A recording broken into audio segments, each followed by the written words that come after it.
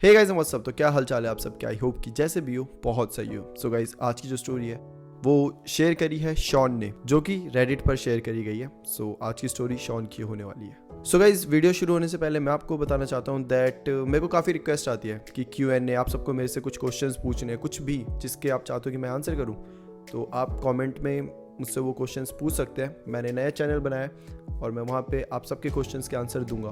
तो इसी बात पे आप मेरा नया चैनल भी विजिट कर सकते हैं। तो लिंक डिस्क्रिप्शन में और कमेंट में भी आपको मिल जाएगी।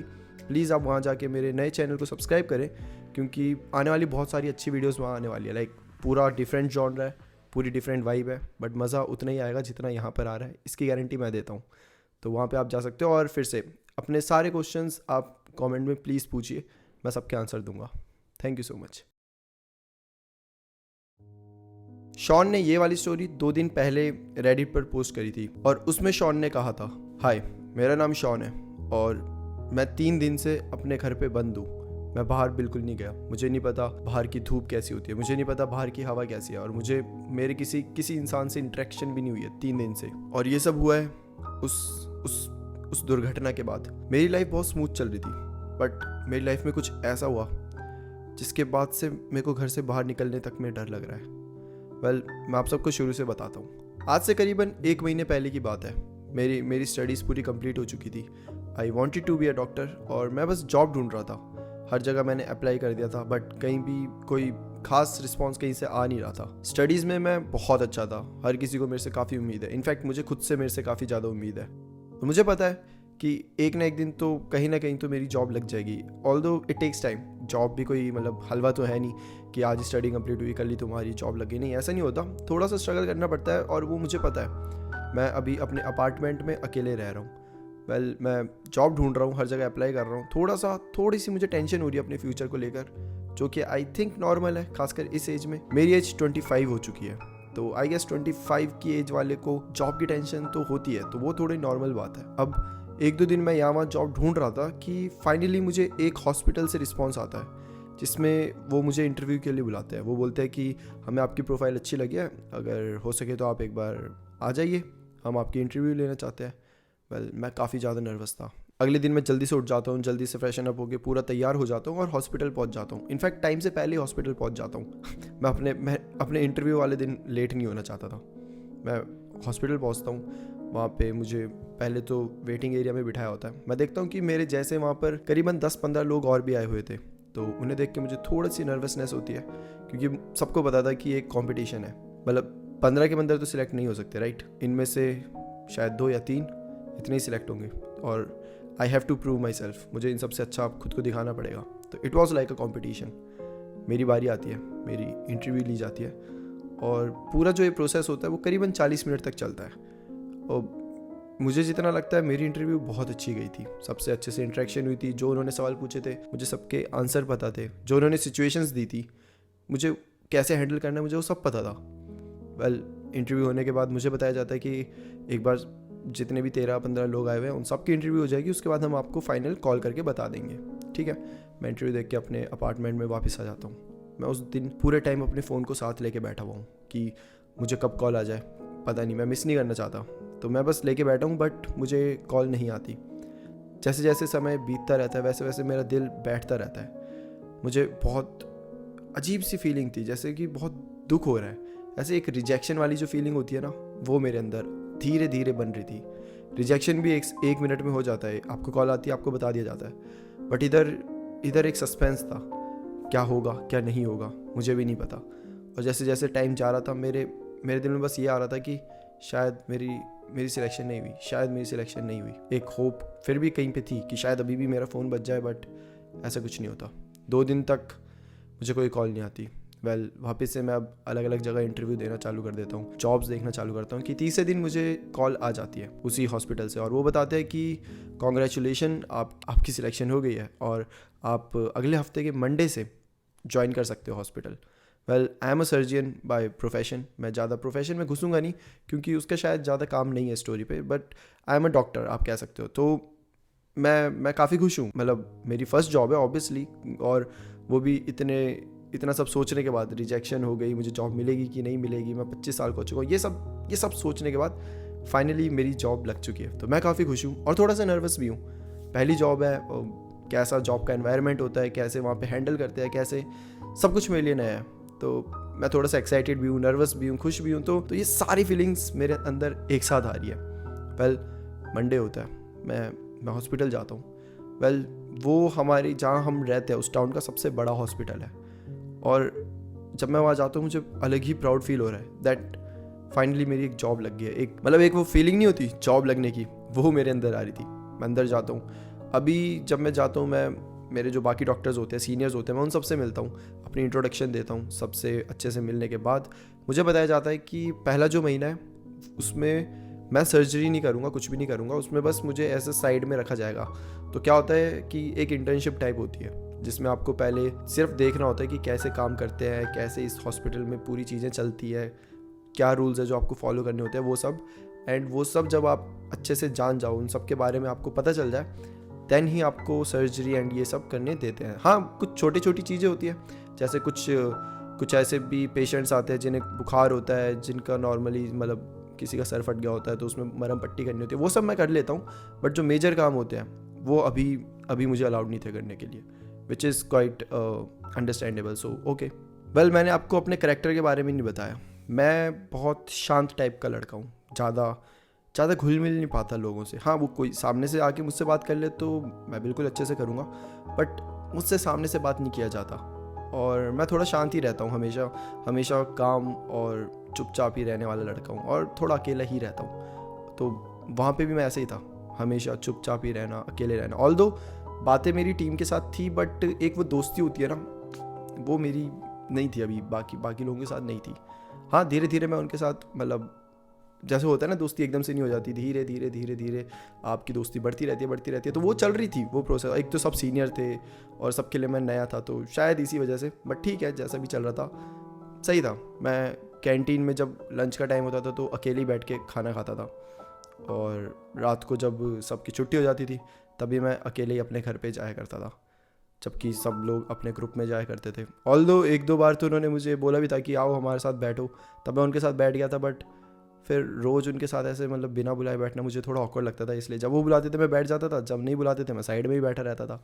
तो ऑल्दो मेरे को ये सब चीज़ें ज़्यादा फ़र्क पड़ता नहीं है, इट्स ओके, इट्स मतलब part of a life, right. ऐसे ही करते करते एक महीना बीत जाता है। मैं एक महीने बाद भी सेम ही कैंटीन में अकेला बैठ के खाना खा रहा हूँ कि पूरे हॉस्पिटल में ना एक वो नहीं होती भागा दौड़ी जो हो जाती है, जब सब रश करने लग जाते हैं, सब पूछ रहे क्या हुआ, ऐसा एकदम ऐसा हर जगह से नॉइसेस आ रही है, हर कोई पूछ रहा है क्या हुआ, ऐसा माहौल बन जाता है। वेल ये एक महीने में पहली बार ऐसा कुछ मैंने देखा था।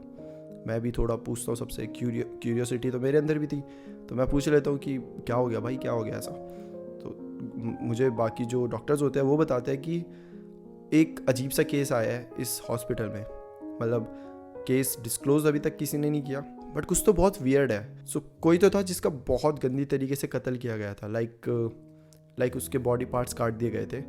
एंड हमारे टाउन में ये पहला कोई केस था जिधर इतनी बुरी तरीके से किसी का कत्ल किया हो। सो ये जो केस था ये अजीब इसलिए था, जितना मतलब मुझे अभी तक पता चला है, कि एक पेशेंट है जिसके बॉडी पार्ट्स कट चुके थे और उस हालत में उसे हॉस्पिटल लाया गया था। हमारे टाउन में ये चीज़ें आम नहीं थी, ये चीज़ें बहुत रेयर होती थी, और इनफैक्ट बॉडी पार्ट कटना ये सब बिल्कुल नहीं। तो जो वो केस को पूरा हैंडल कर रहे थे, जो उनकी मतलब सर्जरी कर रहे थे, वो हमारे हॉस्पिटल के सबसे मेन डॉक्टर थे, सबसे जो टॉप लेवल के डॉक्टर्स होते हैं ना, जो सिर्फ उन्हीं केस को हाथ लगाते हैं, जो केस बहुत ज़्यादा इंपॉर्टेंट होते हैं, लाइक हॉस्पिटल के एकदम प्रायोरिटी लिस्ट पे होते हैं, वो उन्हें ही हाथ लगाते थे। इस टाइप के डॉक्टर्स ने उस केस को लिया था। वो उन्हें सर्जरी रूम के अंदर ले जाते हैं, वहाँ पे सर्जरी करना चालू करते हैं। और जो भागदौड़ पूरी हॉस्पिटल में मची हुई थी, ये इसलिए मची हुई थी कि जो रिसेप्शनिस्ट थी, जब उसने उस पेशेंट की हालत देखी तो उसने बहुत ज़ोर से चिल्लाया था, इतनी ज़ोर से कि जो आगे पीछे के लोग हैं वो सब उसे देखने आ गए थे।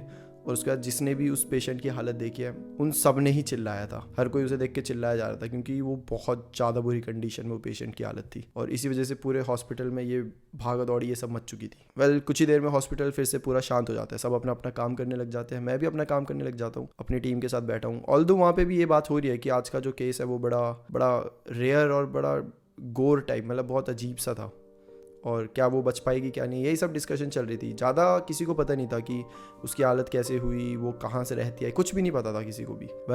अभी हम ये सब डिस्कस कर ही रहे होते हैं कि तब हमारे पास एक न्यूज़ आती है दैट जो पेशेंट है उसकी डेथ हो जाती है, उसकी सर्जरी सक्सेसफुल नहीं हो पाती एंड अब उस पेशेंट की बॉडी को मॉर्चरी भेजा जा रहा है और ये बात यहाँ पे ख़त्म हो जाती है।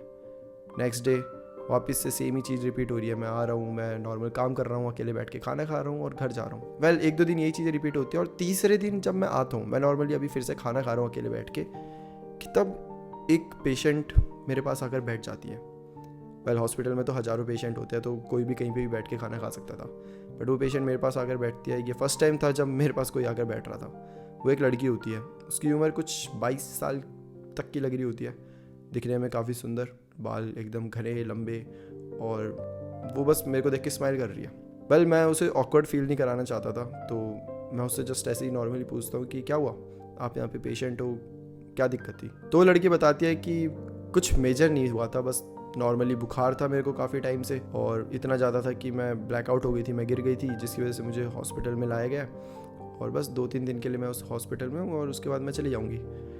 डॉक्टर बोलता है ओके फ़ाइन, अगर कोई दिक्कत हो तो आप मुझे बता सकती हो, मैं भी यहाँ पे डॉक्टर ही हूँ, तो कुछ भी होगा तो मुझे बता देना। जिस पे वो लड़की बोलती है श्योर। अब ऐसे करते करते हम दोनों की बातें बढ़ने लग जाती है। वो लड़की मुझसे पूछती है कि आपका पैशन क्या है, आप हॉस्पिटल के बाहर क्या करते हो। मैं उसे बताता हूँ कि मैं अपार्टमेंट में अकेले रह रहा हूँ, मैं ज़्यादा कुछ करता नहीं, मैं एक बोरिंग इंसान हूँ। जिस पे वो बोलती है कि कोई बोरिंग नहीं होता। हमारी बस ऐसे रैंडम कॉन्वर्सेशन चल रही है और कॉन्वर्सेशन चलते चलते पता ही नहीं चलता कि कब 1 घंटा बीत जाता है। अब मैं उसे बोलता हूँ कि शिट मेरा टाइम हो गया, मैं जा रहा हूँ, तो आपसे मिलकर अच्छा लगा। जिस पे बोलते हैं कि मुझे भी आपसे मिलकर बहुत अच्छा लगा और अगर आप फ्री होंगे तो मुझे बताना, क्योंकि मैं हॉस्पिटल में बोर हो चुकी हूँ और मेरा यहाँ पे कोई भी जान पहचान का नहीं है। ये जब उसने कहा था तो मुझे भी सेम ही फील हुआ, क्योंकि मेरा भी एक्चुअली वहाँ पे जान पहचान कोई खास था नहीं और बोर तो मैं भी होता था। तो मैं उसे अपना नंबर दे देता हूँ और बोलता हूँ कि जब भी कोई दिक्कत हो तो आप मुझे बता देना। बोलती ठीक है, और ऐसे करके मैं अपनी टीम के पास चला गया हूँ। फिर मैंने वहाँ पे पूरा काम किया हॉस्पिटल का और अब रात हो जाती है। रात को अब मैं घर की तरफ जा रहा होता हूँ कि मैं देखता हूँ कि घर के अब जो हॉस्पिटल है उसके मेन गेट के बाहर एक गार्डन है और गार्डन के तुम क्रॉस करोगे तो आगे पार्किंग होती है जहाँ पे मेरी गाड़ी रहती है। तो मैं अब गार्डन क्रॉस कर रहा हूँ और मैं देखता हूँ कि वो लड़की वहाँ पे खड़ी होती है, वो अकेली ऐसे यहाँ वहाँ घूम रही होती है। तो मैं वापस उसके पास चला जाता हूँ, बोलता हूँ कि कैसी हो, तो बोलती ठीक हूँ। मैं उससे पूछता हूँ तुम्हारी तबीयत सही है ना, अब तो कोई ऐसा फील नहीं हो रहा ना, बुखार ये सब। जिस पे वो बोलते हैं कि नहीं अब मैं एकदम सही हूँ। और ऐसे करते करते हम फिर से बातें करने लग जाते हैं और बातें करते करते मुझे ऐसा लगता है जैसे फाइनली मेरा कोई दोस्त बना है हॉस्पिटल में, फाइनली कोई है जिससे मैं बातें कर सकता हूँ और उसे मैं अपनी पूरी फ्रस्ट्रेशन निकाल देता हूँ कि आप बहुत काम करना पड़ता है यहाँ पर, ये सब, एक तो कोई जान पहचान का नहीं है, सारे सीनियर्स है। जिस पे वो भी अपनी फ्रस्ट्रेशन निकालते हैं कि एक्चुअली मैंने भी ये चीज़ें देखी है, यहाँ पर जो डॉक्टर्स है काफ़ी मीन टाइप के हैं, अच्छे तो हैं बट इतने अच्छे नहीं है कि कोई सामने से आके तुमसे पूछे कैसे हो, ये सब। उन्हें इनफैक्ट उन्हें बताना पड़ता है कि मुझे ऐसा फील हो रहा है, आप प्लीज़ मेरे लिए ये पानी ले आइए, ये ले आइए। तो वो उस पर थोड़ा सा मुंह बनाते हैं और बस दे देते हैं, तुम्हें ऐसा लगता है उपकार कर रहे हैं तुम पर।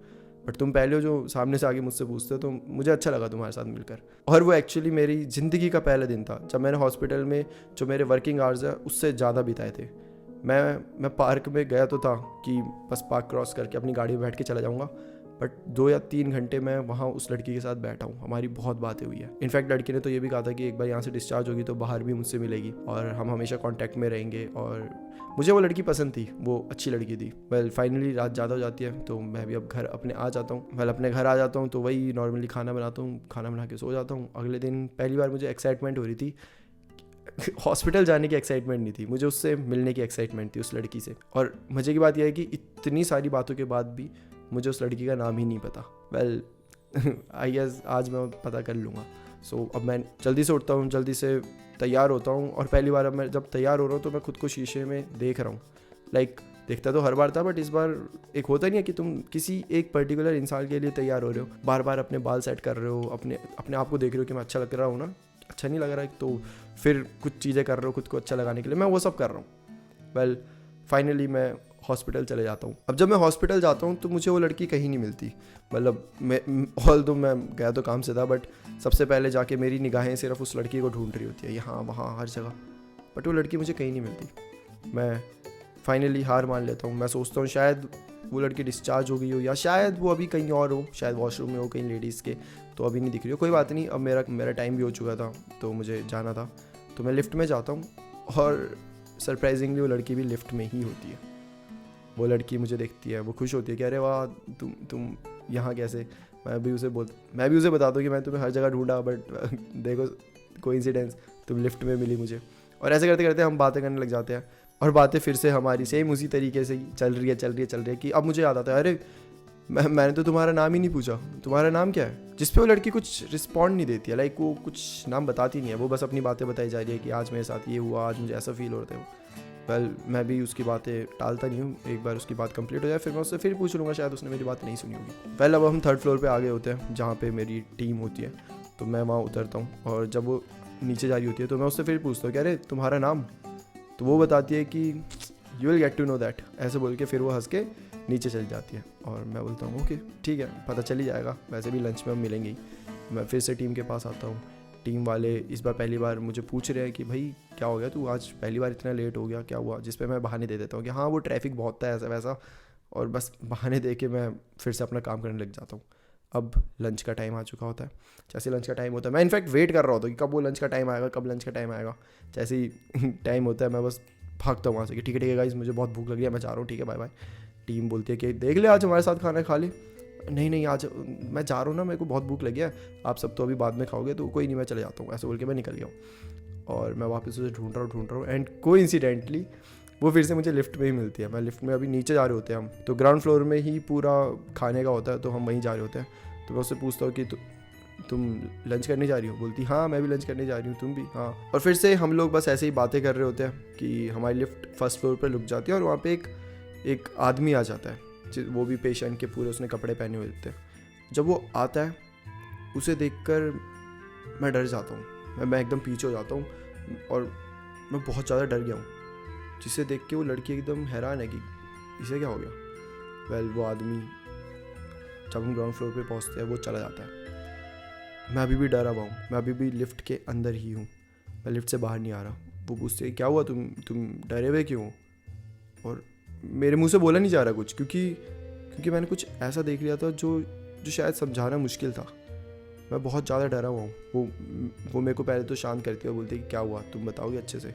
अब मैं बोलता हूँ कि वो जो आदमी अभी लिफ्ट में आया था, मेरे से बोला नहीं जा रहा, वो मुझसे पूछ रही है कि हाँ तो क्या हुआ। उस आदमी के हाथ में रेड बैंड बंधा हुआ था, एक टैग टाइप, जिस पे वो लड़की पूछती है कि हाँ तो क्या हो गया, वो टैग ही तो था।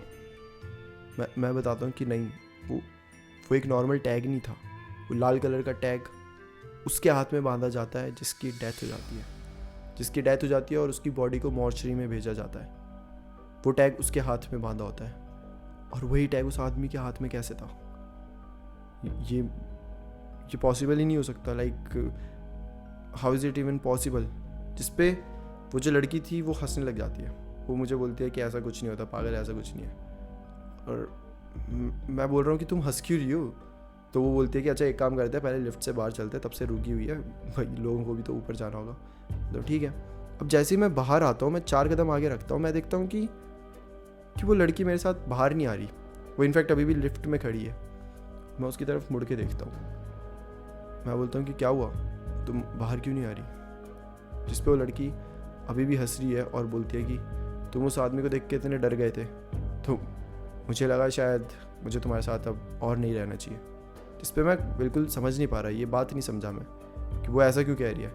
हाँ मतलब वो आदमी को देख के मैं डरा था क्योंकि उसके हाथ में वो रेड टैग ये सब था, बट इस बात का इससे क्या लेने देना, मतलब तुम मेरे साथ क्यों नहीं रहोगी। जिस पे वो लड़की दिखाती है क्योंकि मेरे हाथ में भी सेम टैग है, और उस लड़की के हाथ में भी वही रेड टैग होता है, एग्जैक्टली वही जो एक डेड बॉडी के हाथ में लगा दिया जाता है क्योंकि उनकी बॉडी को मॉर्चरी में भेजना होता है। वही रेड टैग उस लड़की के हाथ में था, और मैं बहुत ज़्यादा डर गया हूँ। मेरे को समझ नहीं आ रहा मैं क्या बोलूँ कि इतने में ही लिफ्ट बंद हो जाती है और लिफ्ट ऊपर की साइड चली जाती है। मैं एक जगह आके बैठ जाता हूँ, मुझे समझ नहीं आ रहा है क्या हो रहा है। जो पहली चीज़ मेरे दिमाग में जाती है वो चाहती है कि ये दोनों मुझसे प्रैंक कर रहे हैं, जो वो आदमी अभी गया और जो ये लड़की थी, ये दोनों मेरे साथ प्रैंक कर रहे हैं, right? Like how is it even possible कि किसी के हाथ में रेड टैग हो? नहीं, हो ही नहीं सकता। वेल, उस लड़की का मुझे नाम तक नहीं पता, तो मैं अब किसी से पूछ भी नहीं सकता, क्या पूछूं? बट ठीक है, एक बार वो आएगी तो मैं उसी से ही पूछ लूँगा। अब मैं वेट कर रहा हूँ कि कब वो नीचे आए और कब वो मेरे को ज्वाइन करे लंच पर। बट टाइम बीतता जा रहा है और वो आई नहीं। इनफैक्ट 1 घंटे का टाइम होता है हमारे पास लंच करने का, बट मैं 2 घंटे तक नीचे ही हूँ क्योंकि मैं हिल चुका हूँ पूरा, जो भी अभी तक मैंने देखा है। और मैं बस उस लड़की का वेट कर रहा हूँ ताकि वो मुझे एक्सप्लेन कर सके कि क्या चल रहा है। बट 2 घंटे तक वो लड़की आई ही नहीं। मैं अब थोड़ा सा गुस्सा हो चुका था क्योंकि ये प्रैंक एक्चुअली में बहुत ज़्यादा डरावना था और ये सही नहीं था। और वो भी मेरे साथ, मतलब मेरे साथ ही क्यों प्रैंक करना था इन्हें? मुझे कुछ समझ नहीं आ रहा था।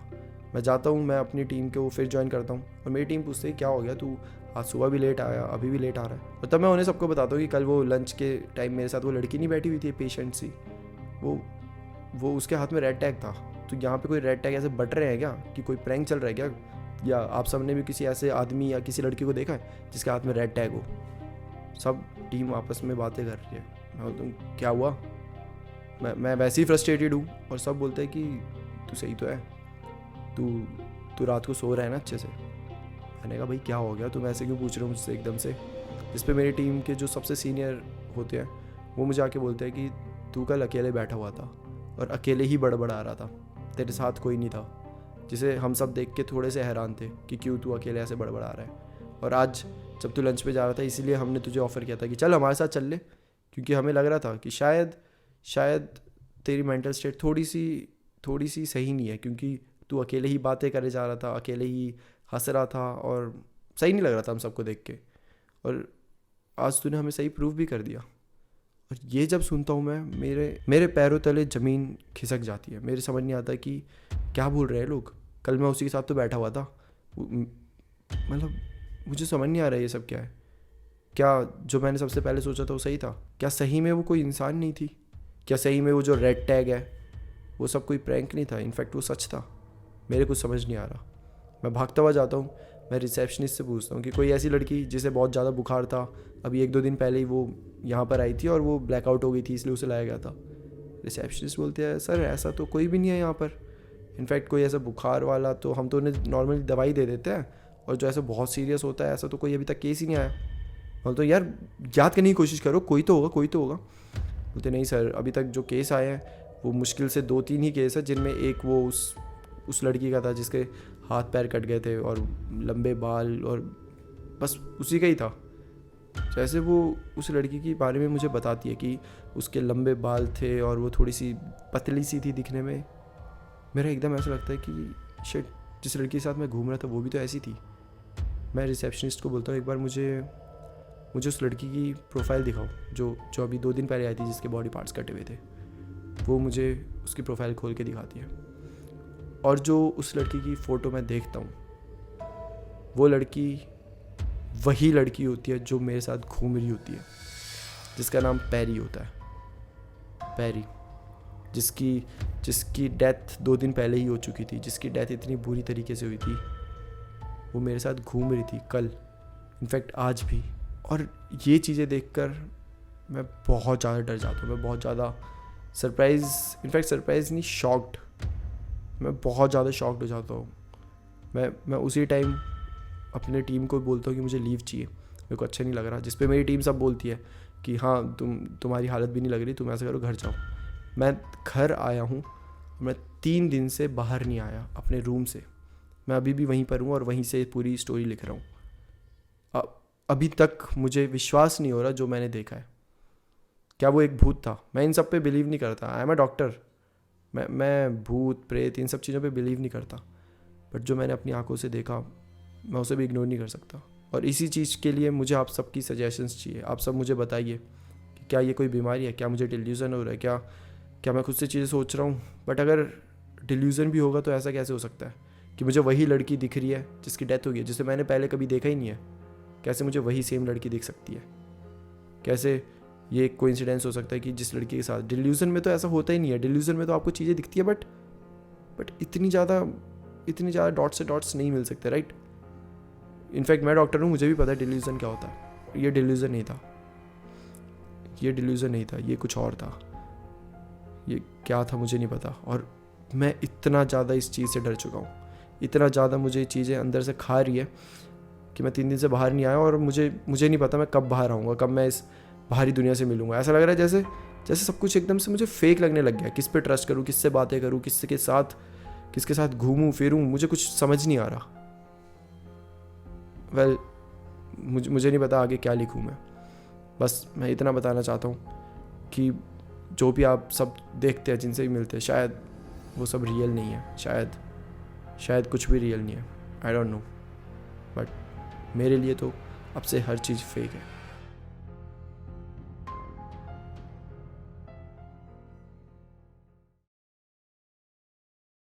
सो गाइज, ये थी आज की स्टोरी। आपका इसमें क्या मानना है, आप कमेंट करके मुझे बता सकते हैं। और आप कमेंट में एक और चीज़ कर सकते हैं, अपने क्वेश्चंस जो कि मैं अपने दूसरे चैनल पे बताऊंगा, उनके Q&A करेंगे, हम छोटा सा एक वीडियो बनाएंगे, तो आप अपने क्वेश्चंस नीचे कमेंट में पूछ सकते हैं मेरे से। और या दैट्स इट फॉर टुडे। जाने से पहले मैं एक और बार बताऊंगा कि मेरा नया चैनल है, तो आप वहाँ पे आके मुझे सपोर्ट कर सकते हैं please. Bye bye and take care.